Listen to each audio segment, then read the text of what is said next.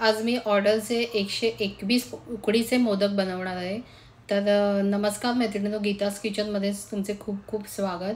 आज आपण योग्य प्रमाणात 121 मोदकासाठी गूळ किती लागेल, खोबरं किती लागेल, तसंच एक नारळाचे जर बनवायचे असेल तर त्यामध्ये किती होतील आणि 11 मोदक बनवण्यासाठी किती नारळ किंवा गूळ लागेल, हे सगळं मी तुम्हाला या व्हिडिओमध्ये सांगणार आहे. तर तुम्ही हा व्हिडिओ स्किप न करता शेवटपर्यंत बघा. इथे आता मी हे जे नारळ घेतले ते जवळजवळ 12 नारळ आहेत. तर 121 मोदक करायला तुम्हाला मीडियम साईजचे 12 नारळ, ओले नारळ लागतात. आणि त्याच्यानंतर इथे मी हे जे खवण्याचं यंत्र घेतलं आहे त्याच्याने हे पटकन खवलं जातं. तर म्हणून, आणि हे इलेक्ट्रिकचं यंत्र आहे. तर माझे जवळजवळ आता 1 तास झाला. मध्ये मध्ये थोडंसं मी ते यंत्र बंद ठेवलेलं कारण ते गरम होतं. तर 1 तासात माझे हे 12 नारळ खवून झाले आहेत. आता इथे मी हे मोठं स्टीलचं पातेलं घेतलं आहे आणि त्याच्यामध्ये 1 चमचा तूप घालून ते सगळीकडनं असं लावून घेतलं. कारण आपण जे सारण करणार ते खालून असं चिटकायला नको, त्याच्यासाठी. आता हे जे गूळ मी इथे वापरते, तर मी इथे 2 पद्धतीचं गूळ वापरणार आहे. एक जे आपलं काळं गूळ असतं आणि एक पिवळं. तर दोन्ही मी अर्धा अर्धा प्रमाण घेणार आहे. कारण कारण आपलं जे सारण आहे ते त्याचा कलर चांगला येण्यासाठी मी इथे दोन्ही मिक्स करून वापरते आहे. आणि आता आपल्याला 121 मोदकासाठी इथे जवळजवळ 1.25 किलो, म्हणजे 1.25 किलो म्हणजे 1 किलो आणि वर पाव किलो असं आपल्याला एवढं गूळ आपल्याला लागणार. तर त्यामुळे ते आता मी घालून ह्याच्यामध्ये त्याचा चांगला पाक करून घेणार आहे. आणि तो चांगला पाक केल्यामुळे काय होतं की आपलं जे सारण आहे ते चांगलं खोबऱ्यामध्ये मुरतं आणि ते खराब होत नाही. तर ह्याच्यासाठी इथे, आणि आता या जे आपण गूळ घेतलेलं ते सुरुवातीला मी सगळंच गूळ घातलं नाही, कारण फक्त 4 कप मी इथे गूळ घेतला आहे. 2 कप पिवळा आणि 2 कप काळं गूळ. कारण आपलं जे पातेलं ते आपल्याला, आपण जे सारण करणार त्याच्यामध्ये आपल्याला ढवळायला पण ते व्यवस्थित जमलं पाहिजे. कारण जे आपला हा जो ओला नारळ आहे तो कच्चा आहे आणि तो कुठे कच्चा राहता कामा नये, याच्यासाठी मी फक्त इथे 4 कप गूळ आणि 8 कप त्याच्या डबल मी हे चांगलं असं चापून चोपून तो कपामध्ये हे खोबरं, ओलं खोबरं भरून जवळजवळ 8 कप मी इथे ओलं खोबरं घेणार आहे. टोटल आपलं जे खोबरं आपण खवून घेतलं ते टोटल आपल्या 12 नारळाचं 15 कप खोबरं झालं आहे. तर त्यातलं मी आता फक्त 8 कप खोबरं इथे घालणार आहे. आणि त्याच्यानंतर आपण ते चांगलं मिक्स करून घ्यायचं, कारण आपलं ओला नारळ राहिला याच्यामध्ये तर आपलं जे सारण आहे ते जास्त दिवस टिकत नाही, ते खराब होऊ शकतं. आणि मी हे जे सारण आता करायला घेतलं आहे, मला आता उद्यासाठी मोदक हवे आहे. तर आदल्या दिवशी मी हे दुपारी सारण करायला घेतलं, कारण आपल्याला त्याच्यानंतर एवढ्या मोदकाची पिठी पण करायची आहे. त्यामुळे दुपारी मी आता हे चांगलं ते मी आता मिक्स करून घेणार आहे. आणि त्याचं आपल्याला हाताला असं चिकट लागलं पाहिजे, तर आपलं व्यवस्थित सारण तयार झालं आहे. जर ते चिकट लागत नसेल, ओलं असेल, तर कधी कधी काय होतं त्या मोदकामधून ते सारणाचं पाणी, गुळाचं पाणीही बाहेर येतं. याच्यासाठी आपलं जे सारण आहे ते नेहमी लक्षात ठेवायचं, थोडं चिकट करून घ्यायचं. चिकट केल्याने सारण मोदकाच्या बाहेर उकडलं तरी येत नाही. पण समजा त्यात पाणी राहिलं तर ते बाहेरही येऊ शकतं आणि तुमचा मोदकही खराब होऊ शकतो कच्चं राहिल्यामुळे. आता माझं हे चांगलं बघा ते घट्ट झालं आणि व्यवस्थित झालं. तर मी याच्यामध्ये 1 चमचा आता इथे जायफळ पूड घेतली आणि 1 चमचा मी वेलची पूड घेतली. ती मी आता गॅस बंद केला आहे. मी जेव्हा ते सारण करत होती तेव्हा माझा गॅस एकदम मीडियम टू लोवर होता, आणि कारण ते सतत आणि हलवत राहायचं होतं. आणि आता मी गॅस बंद केला, माझं सारण झालं आहे. माझं कुठूनही सारण खाली लागलेलं नाही, कारण मी सतत ते हलवत होती. आता माझं हे जवळजवळ मी सगळं जे खोबरं होतं आणि गूळ होतं त्याचं हे माझं सारण तयार झालं आहे. जवळजवळ 1 किलो 1.25 ग्रॅम गूळ होता. आणि आपलं जे 12 नारळाचं खवलेलं खोबरं 15 कप होतं. तर इथे आता हे जे नारळ आहे ते ऑर्डरचे असल्याने आपल्याला एका साईजमध्ये करायचं आहे. तर मी एक गोळा करून घेणार. तर मी इथे जवळजवळ 26 ग्रामचा गोळा केला आणि ते त्याच प्रमाणात सगळे मी गोळे करून घेणार आहे. कारण आपले मोदक जे आहेत ते एका साईजने झाले पाहिजे, ते कुठे छोटा, लहान, मोठा असा होता कामा नये. याच्यासाठी मी आधी सर्व त्या सारणाचे हे असे गोळे करून घेणार. आणि त्याच्यानंतर आपण जे उकड काढणार आहोत तांदळाच्या पिठीची ती बघणार आहोत. तर इथे आता मी ही रेडीमेडच तांदळाची पिठी घेतली आहे. आणि ह्याचं माझं जे हे वाडगं आहे ते जवळजवळ बरोबर अर्धा किलोचा वाडगं आहे.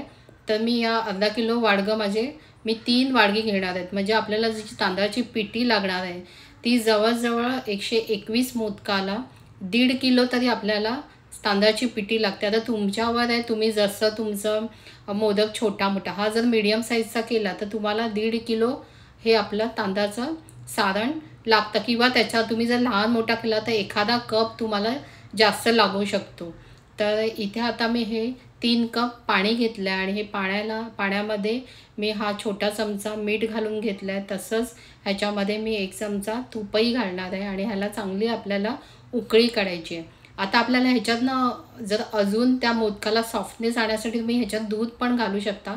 पण आता माझ्याकडे दूध थोडं अवेलेबल नाही आहे, कारण आम्हाला गावी पण जायचं आहे, त्यामुळे मी काही नवीन आणलेलं नाही आहे. त्यामुळे मी असंच करणार आहे पाण्यामध्ये. तर इथे आता मी हे हळूहळू करून ते पीठ घालून घेतलं आहे आणि आपण ह्याच्यामध्ये तांदळाची पिठी ही 3 कप वापरणार आहोत. आपल्याला जवळजवळ 121 मोदक करायचे आहेत. त्याच्यासाठी आपल्याला जी तांदळाची पिठी लागणार आहे ती 1.5 किलो लागणार आहे. आणि मी तुम्हाला पुन्हा एकदा सांगते, तुमचा जो मोदक आहे तो कमी लहान मोठा याच्यावर डिपेंड असतो. एखादा कप तुम्हाला जास्त लागू शकतो. तर आता मी इथे ही जी माझ्याकडे लाटणी होती लाकडी, त्या लाटणीने मी गॅस हा लो ठेवला आहे, म्हणजे एकदम बारीक गॅसवर ठेवला आहे. आणि हे आपल्याला चांगलं असं फिरवून ते पाणी, जे गरम पाणी आहे ते चांगलं त्या तांदळाच्या पिठीमध्ये मिक्स करून घ्यायचं आहे. बघा आता व्यवस्थित हे मिक्स झालं आहे. आणि मिक्स झाल्यानंतर मी आता गॅस बंद करणार आहे आणि 5 मिनटं मी त्याच्यावर झाकण ठेवून ते वाफवायला ठेवणार आहे. आणि 5 मिनटांनी आता मी एका परातीत काढून घेऊन ते पीठ मळायला घेणार आहे. आता बघा, ही जी उकड आहे ती खूप जास्त आहे, तर तुम्ही हातानेही मळून घेऊ शकता, किंवा तुमच्याकडे जर पीठ मळायची मशीन असेल, मोस्टली जे चे मोदक वगैरे करायला घेतात त्यांच्याकडे हे सगळी साधनं असतात, तर त्याच्यामध्येही पीठ मळून घेतलं तरी चालेल. पण हाताने करताना आता मी तुम्हाला दाखवते. बाकीचं मी जे आहे ते माझ्या जे पीठ मळायचं मशीन आहे त्याच्यामध्ये करून घेणार आहे. तर सुरुवातीला मी थोडंसं हे तांदळाची उकड काढून घेतली आणि ती गरम असल्याकारणाने अशा वाटीने मी थोडंसं ते दाबून घेणार. आणि थंड झालं की थोडासा पाण्याचा हात लावून ते चांगलं सॉफ्ट, एकदम पण मऊ घट्ट पण नाही आणि एकदम पण सॉफ्ट पण नाही, तर ते मध्यम असं मळून घेणार आहे कारण आपले मोदकही वळणाला आले पाहिजेत. तर इथे थोडं थोडं आता मी पाणी लावून घेते आणि ह्याचा एकदम मीडियम सॉफ्ट असा गोळा मी मळून घेणार आहे. बघा आता माझा गोळा आता मळून झाला आहे. आता आपलं पीठ झालं आहे कसं ओळखायचं, की आपण ह्याच्यातली एक गोळी काढायची आणि ती गोल झाल्यानंतर, हे बघा आता पीठ आता मी तुम्हाला दाबूनही दाखवते, एवढं सॉफ्ट तुमचं असलं पाहिजे. आणि ती अशी दाबून हातात दोन्ही तळहातावर अशी दाबून बघायची. साईडने जर कुठे भेग पडली तर तुमचं पीठ व्यवस्थित झालेलं नाही. आता माझं पीठ बघा व्यवस्थित झालं आहे. तर आता हे जे गोळे आहेत ते मी माझं जे पीठ मळायचं मशीन होतं त्याच्यामधून मी हे मळून घेतलं आहे. आणि ते झाकून ठेवायचं, उघडं ठेवायचं नाही, कारण तांदळाचं पीठ हे उघडं ठेवल्यावर कोरडं पडतं आणि मग ते पुन्हा तुम्हाला मळत बसावं लागेल. तर याच्यासाठी आता मी थोडंसंच काढून घेतलं आणि त्याचे एखादी छोटं कुठलं तरी भांडं घ्यायचं मापाचं आणि त्याच साईजने तुम्हाला गोळे करायचे. मग ते तुमचे एका साईजने होतील. आता हे तुम्हाला मी वाटीने असं छोटी वाटी घेऊन दाखवते, पण मला ही आता करायची सवय झाली आहे. मी बरोबर तेवढ्याच साईजचे गोळे करते. पण तुम्हाला जर करायचे असेल तर असे एखादी वाटी घेऊन त्या वाटीने आता मी हे सगळं, आता बघा मी हे एकाच साईजचे सगळे गोळे बनवून घेतले. आणि त्यानंतर आता माझ्याकडे हे जे पुरीचं यंत्र आहे ते वापरणार आहे. तुमच्याकडे ते नसेल तर पोळपाट घ्यायचा, त्याच्यावर असा प्लॅस्टिकचा पेपर म्हणा तो ठेवायचा आणि त्याच्यानंतर ते गोळी ठेवायची, थोडंसं तेल लावून घ्यायचं आणि त्याच्यावर पुन्हा तो प्लॅस्टिकचा पेपर अर्धा उलटा करायचा आणि एखाद्या प्लेटने दाबून घ्यायचं, म्हणजे तुमची लगेच पुरीसारखी तयार होते. आता असं करण्यामागे आता वाटी पण तुम्ही करू शकता, पण असं केल्याने ह्याला ज्या कळ्या असतात ना त्या भरपूर पडतात. म्हणून हे असं पुरीसारखं दाबून घेतलं की जरा आपला जो मोदक आहे तो छान असा कळीदार पण दिसतो.